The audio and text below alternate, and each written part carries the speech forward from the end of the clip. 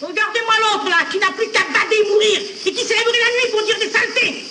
Claudie, mais qu'est-ce que tu fais là-bas? Voilà l'autre. Tu le vois, je bois mon apéritif. Tu as préparé le gigot de Madame Charles? C'est pas de ça que vous parliez, sûrement. Moi, sûr que non, hein. Et c'est qui sont beaux, les gigots de Madame Charles? Si on en parlait un peu. Voilà l'instituteur qui devient comme les autres. J'avais encore les mains pleines du sang de mon enfance. Vous l'aviez vu ou vous ne l'aviez pas vu? Je ne l'avais pas bien vue, mais quand même un peu. Où était-elle? Elle était en haut d'un rocher et elle faisait des grimaces avec son derrière. Elle faisait... Danse du ventre. Tenez, voilà ce qu'elle faisait sur la colline, au bout du rocher, devant un garçon de 17 ans qui était à bonne santé. J'avais honte.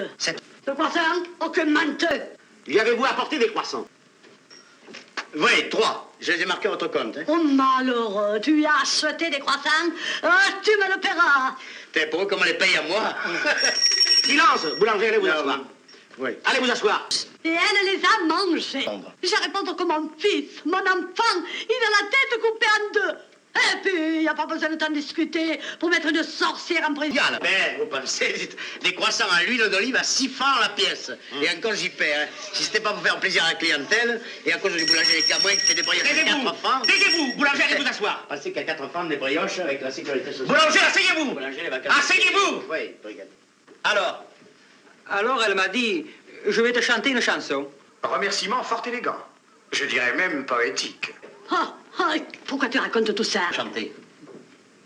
Ça parlait d'amour. Naturellement, quand on fait la danse du ventre. Et puis elle avait un petit tambour avec des grelots. Avec le gros lot. Et puis tout le temps, elle me disait, prends garde à toi. Oh, pardon, elle pensait déjà au coup de matraque. Oui, c'est ça. Et puis elle se tapait le tambour sur la tête. Est-ce que tu as voulu l'embrasser? Ça fait 4 ans que j'en avais envie.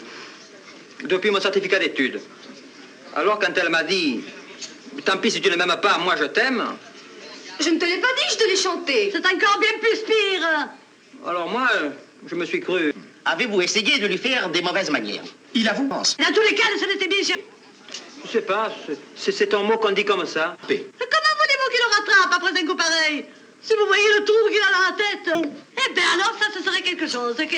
Pensez qu'il a la tête fendue?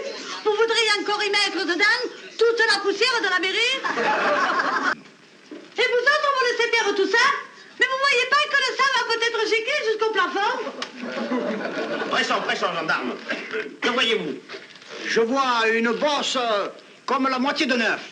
Un œuf de quoi? Un bel œuf de pigeon. Ensuite, Cette bosse est légèrement fendue dans son milieu. La fente est rougeâtre, le tour est violet, avec une auréole jaune canari. silence! Voilà, Pigolin. Rentre, Pigolin. Allez-y, rentre, dépêche-toi, quoi. Ah, je constate qu'il n'a pas de couffin de fumier sur le dos. Bonjour, monsieur Hugolin. Salut. On parle de tes... Quelle audace! Approchez-vous. Approchez-vous de la barre. Oui. C'est pas. Pensez bien que planter des melons si loin dans la colline, c'est pas du travail sérieux. Je veux dire que c'est pas des melons de paysans, on fait pas ça pour gagner de l'argent, c'est trop de travail et de temps perdu. N'est-ce pas?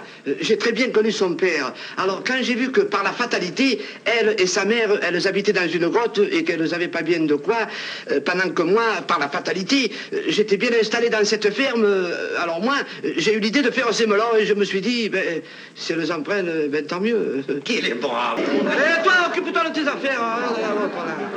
C'est ces deux-là qui ont fait toute cette histoire. Quand elles ont vu que j'allais pas cueillir les melons, alors elles ont voulu se les prendre pour elles. C'est pas la petite qui a pris mes melons, c'est vous qui lui avez volé les siens. Jamais de la vie, au contraire. L'année prochaine, je ferai des pastèques dans le ballon de la Pondrane. Tu sauras qu'elles sont... Mais il y en a qui te disent merde. Le tribunal voudrait bien connaître la raison de cette générosité. Je vous l'ai dit, monsieur le brigadier, c'est de pure amitié, de bon voisinage, de rendre service. Et puis moi, je suis pas un bon expliqueur, alors maintenant, j'aimerais mieux m'en aller. J'étais en train d'arroser mes œillets avec la chaleur qui fait, ils en ont besoin. Retirez-vous, Saint-Hugolin.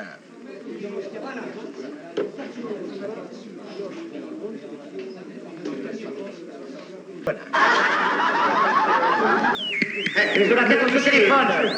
Je n'entends plus rien. Enlevez ça de là, vite, vite, dehors, vite, dehors. C'est curieux, elle chauffe. Oui, ça en effet, elle chauffe. Je vous assure que vous ne courez aucun danger. Ce doit être ce courant à 25 périodes. Courant irrationnel et maléfique. Coupez courant, mon ami, ça ne risque rien.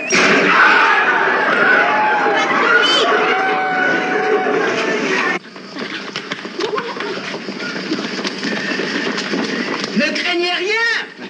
Ce n'est qu'un incident technique, rien de plus. Et d'autre part, je possède un petit appareil de rechange. Dégâts purement matériels.